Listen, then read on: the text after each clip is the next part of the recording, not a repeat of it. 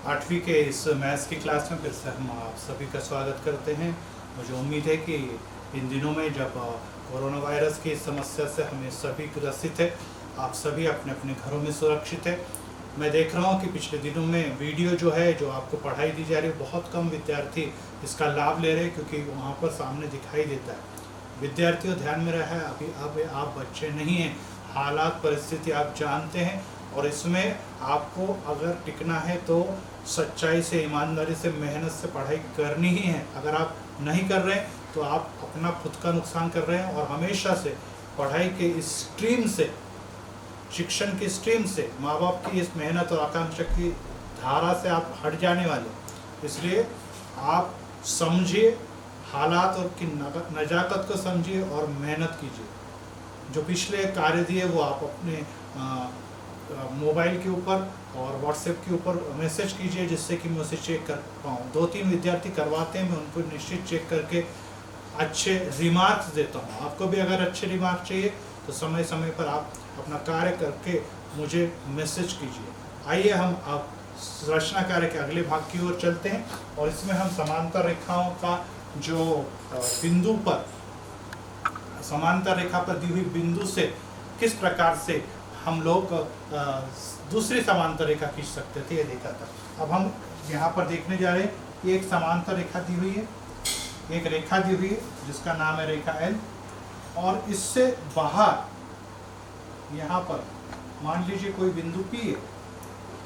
अभी पीछे हमने क्या देखा था कि ये बिंदु यहाँ पर था, यहाँ पर ये बिंदु था। अब की बार ये बिंदु ऊपर है, अर्थात समांतर रेखा के बाएं भाग में स्थित है। अब प्रश्न यहाँ है, इस बिंदु से समांतर रेखा खींचना है और इससे इस पर लंब भी खींचना है। दो बातें करनी है, एक तो समांतर रेखा भी खींचनी है और इससे लंब भी ठीक करना है। और ये बातें जो है कक्षा, हमने पिछली कक्षाओं में देखा हुआ है। तो यहाँ पर हम इस कार्य को शुरू करते हैं। तो आइए हम यहाँ पर इस बाह्य बिंदु, रेखा एल है, रेखा एल के बाह्य बिंदु पी है, हम करेंगे प्रकार की नोक यहाँ पे रखेंगे। इस बिंदु से हम लंब खींचने जा रहे हैं। लंब खींचने जा रहे हैं मतलब एक चाप इधर, एक चाप इधर। इस पर आप फोकस करेंगे, यहाँ पर एक चाप है, एक यहाँ पर चाप है, और ये जो चाप, इसको मैं गाढ़ा कर देता हूँ, ये चाप दो है ये। फिर इस पर पहले प्रतिच्छेदन बिंदु पे इसे रखेंगे और एक नीचे चाप खींचेंगे, दूसरे प्रतिच्छेदन बिंदु पे रखेंगे और एक नीचे चाप रखेंगे। फिर से देखिए, ये पहला प्रतिच्छेदन बिंदु, उससे ये चाप खींचा मैंने, और दूसरा प्रतिच्छेदन बिंदु से ये एक और चाप खींचा मैंने, और इस प्रकार से यहाँ पर एक प्रतिच्छेदन बिंदु प्राप्त हुआ। इस बिंदु को जब आप पी से मिला देंगे यहाँ से, तो आपको यहाँ पर ऑटोमेटिकली लंब दिखाई देगा, आपको दिखाई देगा। इस प्रकार से आपको एक लंब दिखाई देगा, और ये है लंब खींचना। लंब का मतलब कितने अंश का कोण होता है? 90 अंश का। तो इस प्रकार से बाह्य बिंदु P से, ये बाह्य बिंदु P है, यहाँ से मैंने प्रकार का नोक रखा, राउंडर का नोक, दाएं बाएं दो चाप खींचे, ये पहले प्रतिच्छेदन बिंदु से नीचे, दूसरे से नीचे, और जब इस बिंदु को इस प्रतिच्छेदन बिंदु से मिलाया तो यहाँ तक का जो भाग है वो कहलाता है रेखा एल पर इसका लंब। मान लीजिए इसका नाम हमने ए दिया। अब इसी को आगे हम बढ़ाते हैं। इसी प्रकार से इसी के समांतर और एक लंब यहाँ पर हम खींचेंगे, यहाँ पर हमने रखा, और एक लंब इसे खींचेंगे इस प्रकार से। और ये जो लंब अपन खींच रहे हैं ये साधारण लंब है, हमें इस प्रकार की लंब की रचना बिल्कुल भी नहीं करनी, क्योंकि ये विदाउट प्रकार के, हमें प्रकार के सहायता से इसे खींचना है। कुछ लोग क्या करते हैं, ऐसा ही लंब खींच देते हैं, जो कि योग्य नहीं है। हमें लंब जब भी खींचना है तो इस प्रकार से खींचेंगे। तो ये पहला रचना कार्य हो गया। अब दूसरे रचना कार्य में हम लोग ये देखेंगे कि इस बिंदु से हमें इस बिंदु को बाहर एक कोई बिंदु लेना है, और उस बिंदु से और एक समांतर रेखा खींचनी है। अब लंब खींचने का हो गया। अब बाह्य बिंदु से समांतर रेखा खींचेंगे। तो देखिए कैसे खींचेंगे। अब क्या करेंगे, हमको कोई भी बिंदु जो है, बिंदु रेखा से 5 सेमी, पिछली बार भी मैंने दिया हुआ है सवाल, 5 सेमी की दूरी पर। तो आप सबसे पहले अपन लोग पट्टी की सहायता से एक लंब इस पे खींचेंगे,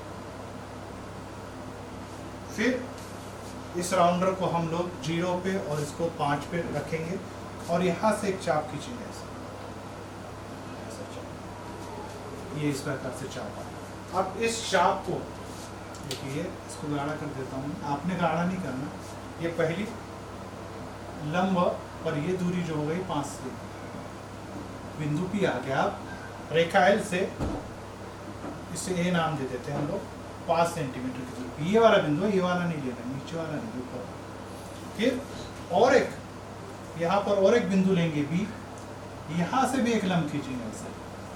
ये कोण मापक की सहायता से आपने खींचना है, 90 अंश का कोण, 90 अंश का कोण मापक लेना है, ऐसा कोण मापक लेना है और कोण मापक की सहायता से आपने लंब खींचना है। यहाँ पे रखना है उसको बरोबर, ये 90 अंश का लिया, कोण मापक की सहायता से पहले 90 अंश मापना है और फिर खींचना है।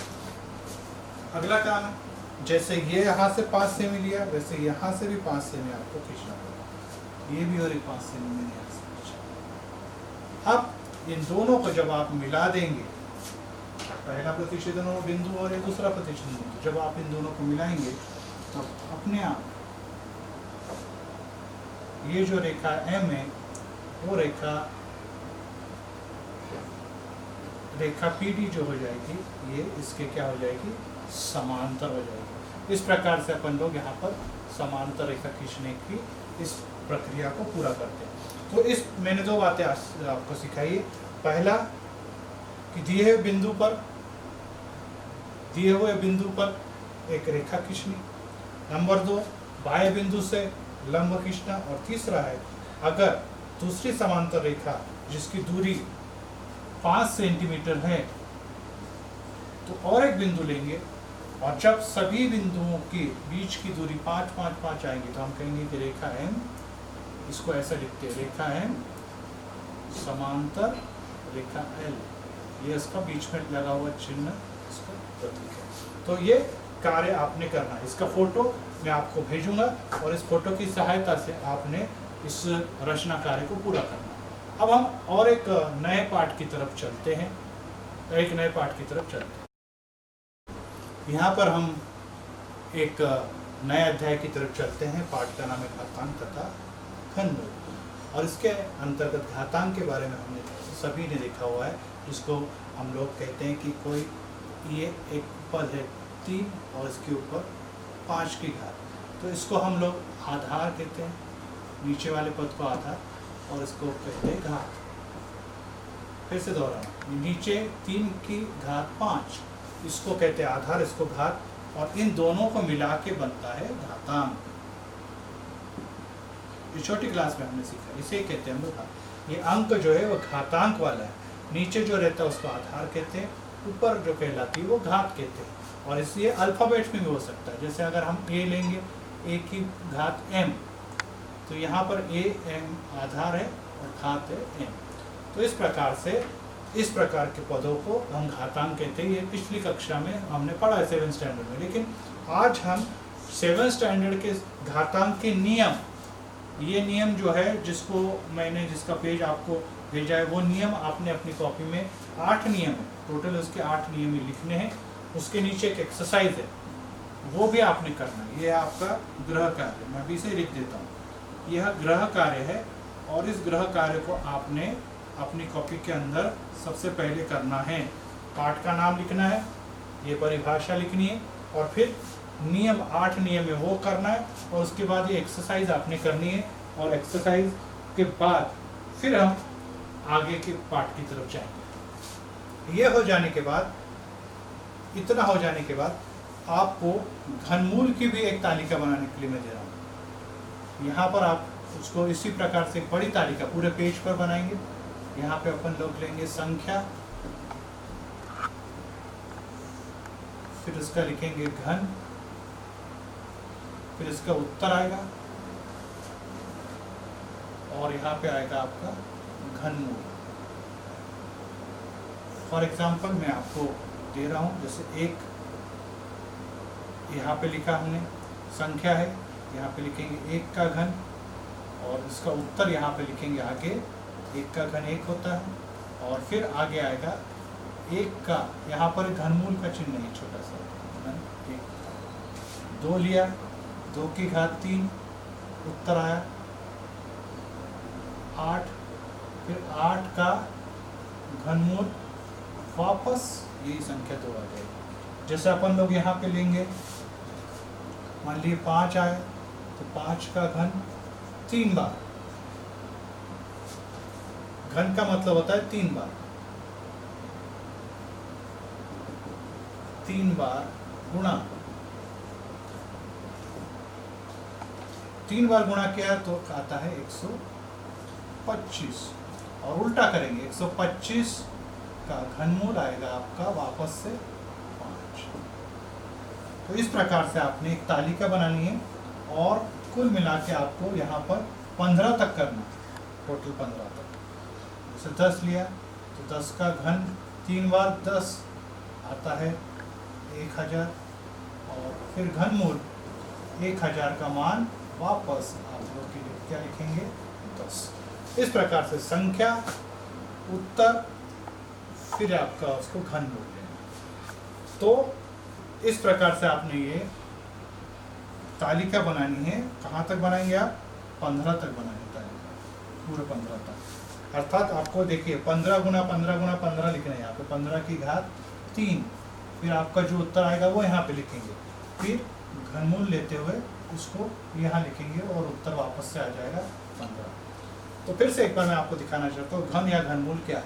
जैसे यहाँ पर हम लेंगे 3 का घन मतलब 3 की घात 3, अभी हम पीछे सीख चुके। इसी को कैसे लिखते? 3 गुना 3 गुना 3,